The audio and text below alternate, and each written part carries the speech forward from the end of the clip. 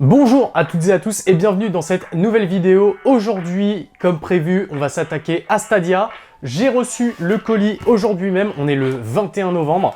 Du coup, ce que je vous propose, c'est un petit unboxing et un petit test. Comme ça, on verra vraiment ce que ça vaut et non pas que sur le papier. Donc, je pense que ça peut être intéressant. Avant de commencer, je vais vous mettre ici le résultat de test de ma connexion via l'outil proposé par Google et également ici les résultats du test avec Ookla Speed Test, le classique, le standard. Quand j'ai vu les résultats de test de l'outil de Google, j'ai eu peur qu'il surévalue ma connexion. C'est pour ça que j'ai préféré tester quand même avec Ookla derrière. Et effectivement, on peut voir que c'est relativement semblable. Donc non, Google ne surévalue pas votre débit pour vous pousser à acheter. Rassurez-vous là-dessus. On sort tout de suite la boîte. Hop, la voilà. Donc tout simplement une boîte blanche avec le logo Stadia juste ici et le petit G de Google. Sur les tranches, on retrouvera Stadia écrit ici et là. En dessous, plein d'informations techniques dont on se fout totalement. On va ouvrir comme d'habitude très soigneusement le petit blister tout autour du produit.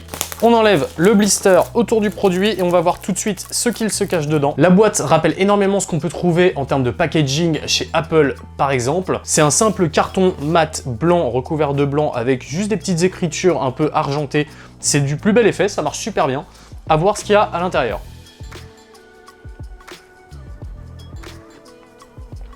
On arrive du coup directement sur la manette Stadia, donc celle qui va vous permettre de jouer au jeu. On va la mettre de côté pour le moment et on va continuer le reste de la boîte avant de s'intéresser à cette manette. Deuxième partie de cette boîte, un chargeur USB vers USB-C et également un boîtier de transformation secteur qui lui est en USB classique. Donc l'USB-C vous permettra directement de vous brancher au cul de votre manette et le transformateur pour le relier au secteur et la recharger évidemment. Ici, on peut ouvrir et tirer pour tomber sur de la documentation. En l'ouvrant, on retrouve de la documentation.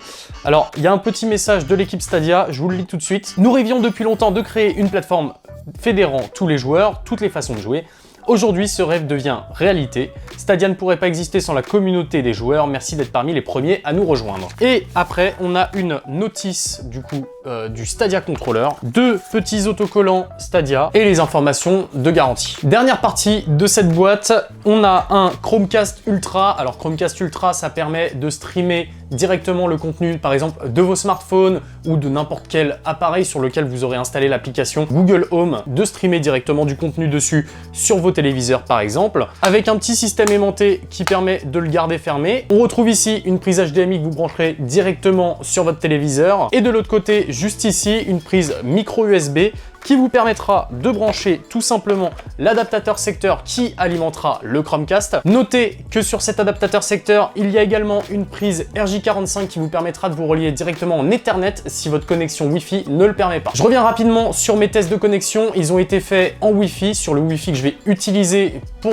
tester Stadia, parce que je pense que ce sera les conditions dans lesquelles il sera le plus utilisé. Maintenant qu'on a fait le tour de ce qu'il y avait dans la boîte, je vous propose de regarder ensemble cette manette.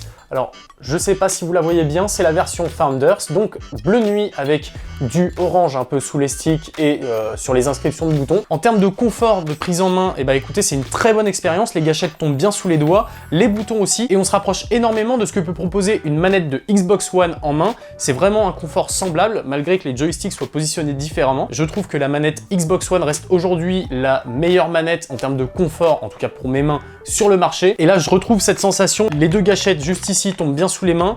L1, R1 tombe aussi bien sous les doigts, il n'y a pas de souci. Les boutons sont assez gros mais assez confortables. Les joysticks ont l'air de bonne qualité. Donc dans l'ensemble, une bonne surprise. Je m'attendais à pire parce que le visuel, je le trouvais très simpliste. On va faire un peu le tour des boutons. Donc X, Y, B, A. Deux joysticks pour se déplacer comme dans tous les jeux. Un bouton Stadia qui permettra d'allumer votre console, les deux gâchettes ainsi que les boutons L1, R1 au sommet. Et vous avez 4 boutons centraux qui permettront différentes fonctionnalités. Le premier, c'est Google Assistant qui est juste ici. À côté, juste là, vous aurez un bouton permettant de faire des captures d'écran. Et j'imagine les deux boutons au sommet, ce sera Start et Select. À l'arrière, une prise USB-C pour pouvoir brancher et charger votre manette. Et En bas, une prise jack pour pouvoir connecter votre casque micro pour parler avec vos amis en jeu. On a fait le tour de tout ce qu'il y avait dans cette petite boîte de Stadia. Ce que je vous propose, c'est que je vais aller installer tout ça de mon côté et je vous donnerai mes retours et mes impressions, notamment sur ces soucis qui ont été évoqués de latence. On va voir ensemble ce que ça vaut vraiment. Est-ce qu'il y a une vraie latence? Est-ce qu'il y a des problèmes, des drops de frame? Quelle est la qualité d'image? On va voir tout ça ensemble. J'installe ça et je reviens avec vous tout de suite. Ça y est, Stadia est installé, ça m'a pris beaucoup de temps parce qu'il faut passer par deux applications, Google Home et l'application Stadia. Je trouve l'installation assez complexe et vraiment pas optimisée et pas simplifiée du tout. Il faut configurer votre Chromecast directement sur Google Home, configurer votre manette directement sur l'application Stadia, donc deux applications séparées. Il faut ensuite réussir à faire le lien entre l'une et l'autre, sachant que j'ai voulu passer par ma carte d'acquisition pour vous récupérer des vidéos, ce qui n'a pas été possible, mais ça y est, ça fonctionne. On est donc du coup sur Destiny 2 actuellement. Comme vous pouvez le voir, c'est assez propre. Alors, de là à dire qu'on est sur de la 1080p, j'irai pas jusque là. C'est entre de la 720 et de la 1080p. On a quand même pas mal d'artefacts. On voit quand même vachement les pixels entre les différentes parties de l'image. On sent qu'avec la distance, plus c'est distant, plus c'est flou. Autre chose que j'ai remarqué, pas de latence au niveau du contrôleur. Le contrôleur fonctionne super bien. Quand j'envoie et quand je demandais un mouvement, c'était assez réactif. Je vois pas tellement de différence avec une console classique. Je pense qu'on est aux alentours des 10-20 millisecondes de latence. Maintenant, on sent que c'est de la vidéo qui nous est renvoyée via les réseaux et on voit la compression. Effectivement, on est capable de décerner les pixels, de voir que le texte n'est pas totalement net. Un petit peu de gameplay là, voilà, on voit que c'est... La latence est super fluide, il n'y a pas de souci, je rencontre pas de souci de latence. Pour viser, pour tirer, c'est assez rapide, sauter également, ça reste assez simple. Maintenant voilà, le vrai problème que j'ai reconnu, c'est au niveau de la qualité graphique qui peut des fois dropper d'un coup et baisser un peu. Effectivement, c'est que le début de Stadia, il n'y a que quelques jours que ça a été mis en place. Google va à mon avis rentrer dans une période de test à grande échelle avec toutes les personnes qui ont précommandé, même si c'est bien en dessous, bien en deçà de ce qu'ils attendaient. Je pense que des ajustements vont être faits au fur et à mesure du temps et que ça va monter en qualité. Maintenant, 129 € avec 3 mois de souscription au Stadia Pro, quand on sait que la manette est de très bonne facture et que le Chromecast Ultra coûte aux alentours de 84 €, je ne trouve pas ça excessif. Tout en sachant que pour pouvoir profiter au maximum, il vous faudra quand même payer un abonnement si vous voulez monter jusqu'à une qualité graphique 4K, du moins sur le papier, il vous faudra payer 9,99 € par mois. À mon avis, ce produit se destine principalement aux personnes qui n'auront pas les moyens de s'acheter une PS4 Pro, une Xbox One X, des vraies consoles de salon qui sont beaucoup plus cher. Je trouve que c'est une très bonne alternative effectivement pour des personnes qui veulent jouer mais de façon totalement casual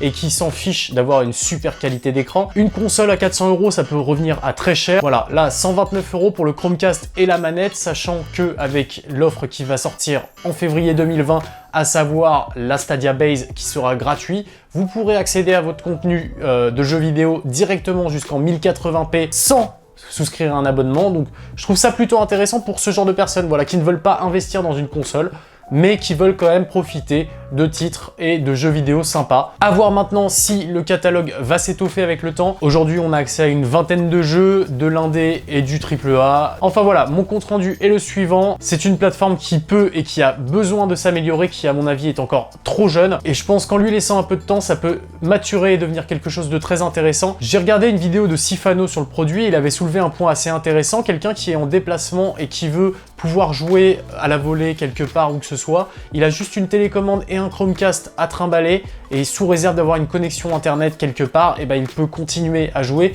et je trouve ça très intéressant de pouvoir rendre le jeu console nomade en plus d'être accessible. Voilà, c'est à peu près tout pour cette vidéo sur Stadia, j'espère qu'elle vous aura plu. Si c'est le cas, n'hésitez pas à laisser un petit commentaire pour me dire ce que vous pensez de ce projet par Google. N'hésitez pas également à vous abonner et activer la cloche pour ne pas louper les prochaines vidéos. Les personnes qui souhaiteraient me soutenir peuvent le faire via le lien Utip en description et également me rejoindre sur Twitch puisque je suis en live du lundi au vendredi dès 21h30. Tous les liens sont en description et je compte sur vous pour y jeter un œil. Et moi, tout ce qui me reste à vous dire, c'est à bientôt pour une nouvelle vidéo. Salut!